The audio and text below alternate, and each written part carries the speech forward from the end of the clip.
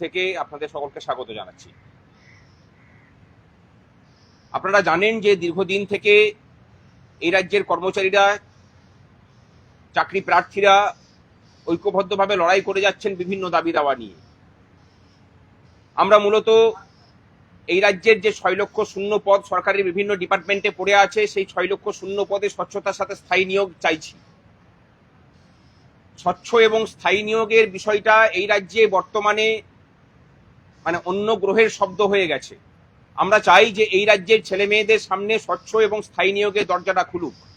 এই নিয়ে আমাদের নিরন্তর লড়াই চলছে। আমাদের লড়াই চলছে এই রাজ্যের সদ্য চাকরিহারা যোগ্য শিক্ষক এবং শিক্ষাকর্মীদের জন্য। যে প্যানেল 2016 সালে প্রকাশিত হয়েছিল, সেই প্যানেলকে পুনর্বহাল করতে হবে।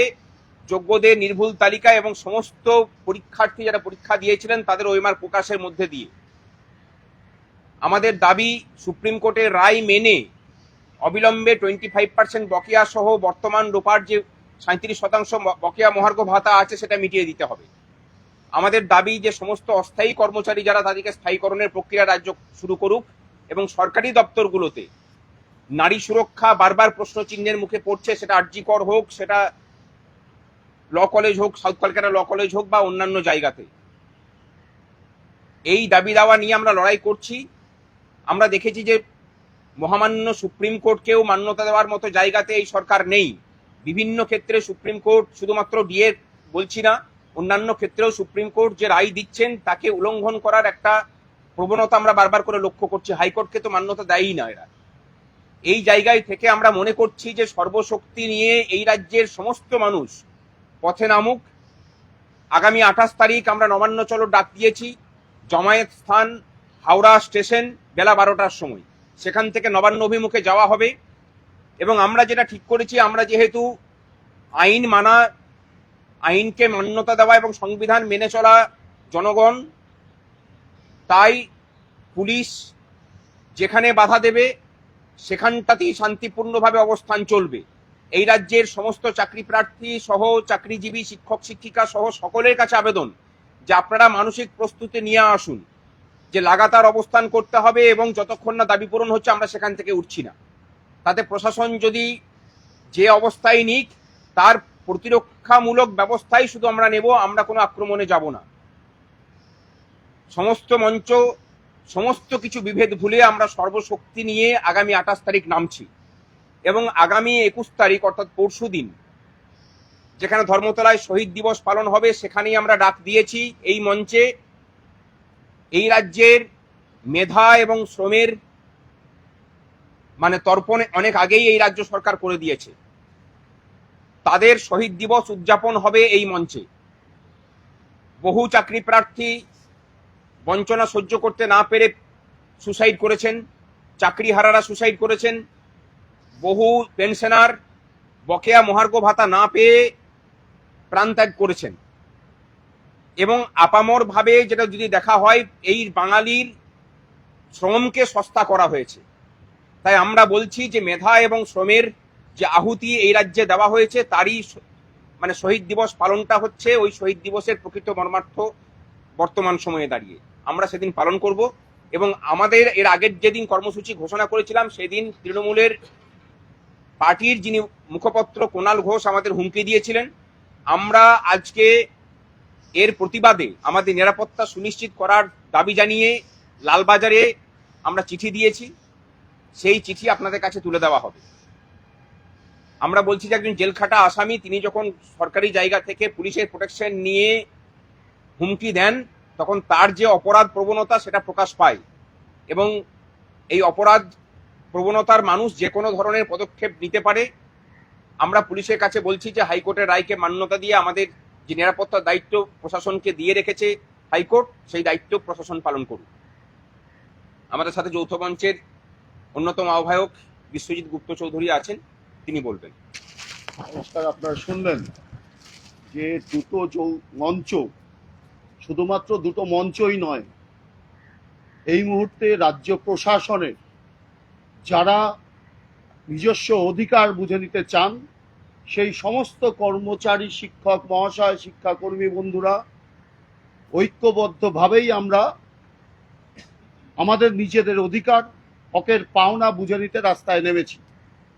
আমরা দুটো মঞ্চ সম্মিলিতভাবেই, ঐক্যবদ্ধভাবেই গত 4 তারিখ 4 জুলাই 2 ঘন্টার পেন ডাউনের কর্মসূচি আমরা রূপায়ণ করেছি। আমরা সমস্ত কর্মচারীদের কাছে আহ্বান রেখেছি যে কর্মচারীর নির্দিষ্ট দাবি দেওয়া যে অধিকারগুলো আজকের রাজ্যের সরকার কেড়ে নিতে চাইছেন, তার বিরুদ্ধে ঐক্যবদ্ধ সংগ্রাম এই সময়ের দাবি। এই ঐক্যবদ্ধ সংগ্রামের মধ্যে দিয়েই আমরা আমাদের যে অর্জিত অধিকার সেটাকে অক্ষুণ্ণ রাখতে চাই এবং যে বিপুল পরিমাণ শূন্য পদ, স্বচ্ছতার সাথে সেই শূন্য পদে যাতে নিয়োগ করা হয় সেই দাবি নিয়ে আমরা যেমন অতীতেও কর্মসূচি করেছি, আগামী 28শে জুলাই নবান্ন চলোর কর্মসূচি আহ্বান করা হয়েছে।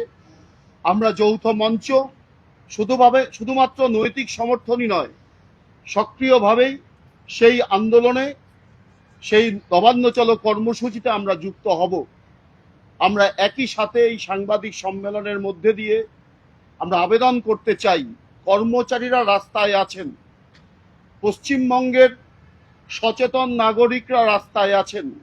দেখেছেন যে গত 9ই আগস্ট 2024 আরজি করের যে নৃশংস ঘটনা ঘটেছে, আগামী 9ই জুলাই আগস্ট অভয়া মঞ্চের আহ্বানে সেই ন্যায় বিচারের দাবিতে রাজ্যের আপামর জনগণ তারা রাস্তায় নামছেন।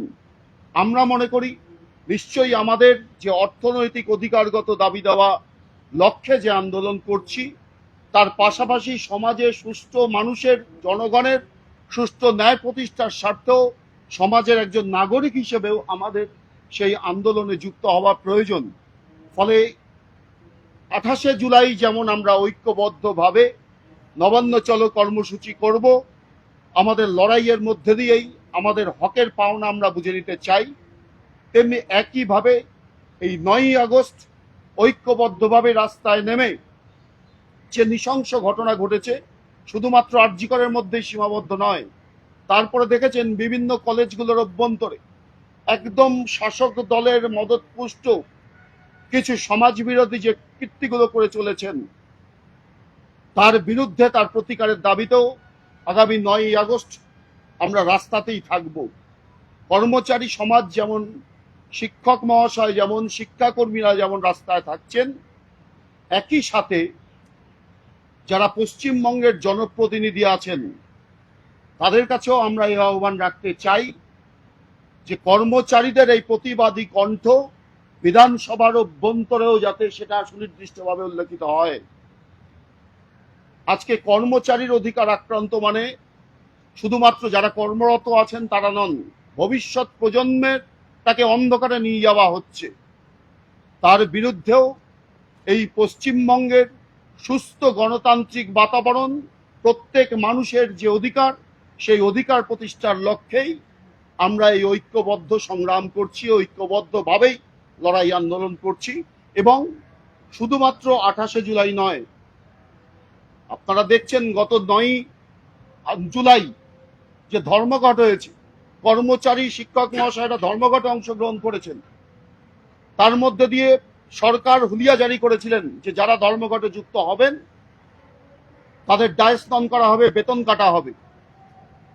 কর্মচারীরা তাদের ন্যায্য পাওনা যেখান থেকে রাজ্য সরকার বঞ্চিত করছেন, সেই দাবি নিয়ে আমরা ধর্মঘটে অংশগ্রহণ করেছি, ডায়স্নন করা হচ্ছে বা চলছে প্রক্রিয়া। আর আগামী 21শে জুলাই সমস্ত কর্মচারীরা যাতে সেই রাজনৈতিক সমাবেশে আসেন, তার জন্য বিভিন্ন আধিকারিকদের মাধ্যমে চাপ সৃষ্টি করা হচ্ছে। অফিস ডে, কোনো ছুটি নেওয়ার বিষয় নেই, তাদের সরাসরি এখানে উপস্থিত থাকতে হবে।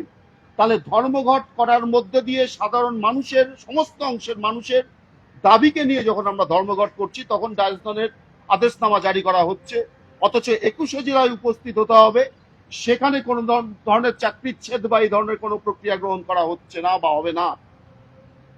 একটা রাজনৈতিক দলের কর্মসূচি থাকতেই পারে, সেখানে সরকারি আধিকারিকদের দিয়ে কর্মচারীদের সেখানে সরাসরি অংশগ্রহণ করানোর মধ্য দিয়ে কার্যত ভারতবর্ষের সংবিধান যে ন্যায় ক্ষেত্রে দিয়েছে, যে অধিকারটা দিয়েছে, সরাসরি তার উপর তারা আক্রমণ নামাতে চাইছেন, সংবিধানকে অবমাননা করার জায়গায় যেতে চাইছেন। তার বিরুদ্ধেও আজকের এই সাংবাদিক সম্মেলনের মধ্যে দিয়ে আমরা আপামর রাজ্যবাসীর কাছে এই বার্তাটা দিতে চাই যে আগামী 28শে জুলাই নবান্ন চলো কর্মসূচির মধ্যে দিয়েই আমাদের ঐক্যবদ্ধ মুভমেন্ট শেষ হবে না। আগামী দিনে আমাদের ন্যায্য অধিকার প্রতিষ্ঠার লক্ষ্যে আগামী দিনে যৌথভাবেই আমরা ঐক্যবদ্ধভাবেই আমাদের হকের দাবি বুঝে নেব। তাতে প্রয়োজনে বৃহত্তর কর্মসূচিতে যেতে হলে নিশ্চয়ই আমরা ঐক্যবদ্ধভাবেই সেই বৃহত্তর কর্মসূচিতে যাব।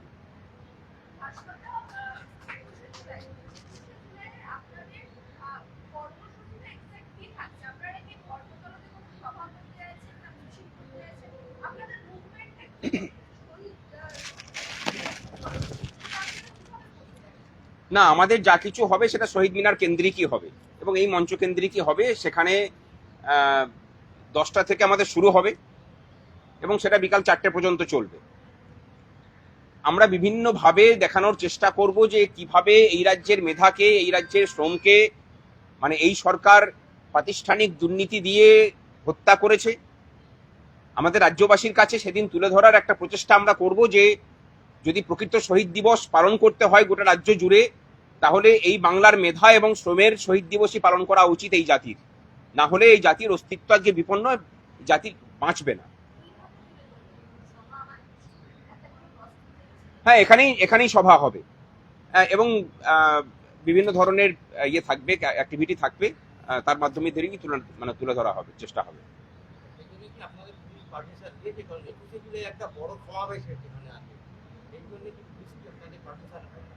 আমরা এখানে পুলিশের পারমিশন নিয়ে বসে নেই, হাইকোর্টের পারমিশন নিয়ে বসে আছি এবং সেখানে সেই অনুমতির জন্য আমাদেরকে ইনফর্ম করা হয়েছে। আর নতুন করে কোনো কিছু ইনফরমেশনের কোনো প্রয়োজন নেই। সুতরাং পুলিশ যদি বাধা দিতে আসে তাহলে ওই রবীন্দ্রনাথের কথা ধার করে বলি, ঠাকুরের মানে বিশ্বকবির কথা ধার করে বলি যে বাধা দিলে বাঁধবে লড়াই।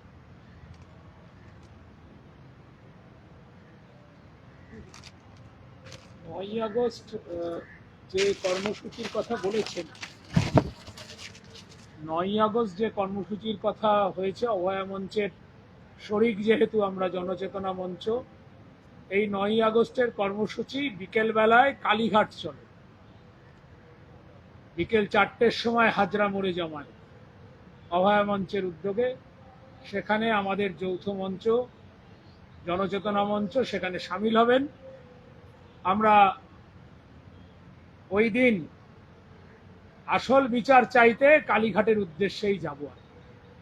আর সীমাহীন বঞ্চনার প্রতিবাদে ধারাবাহিক লড়াই আমাদের দুই মঞ্চের একসঙ্গেই চলছে 2023 সাল থেকে, ছেদ পড়েনি।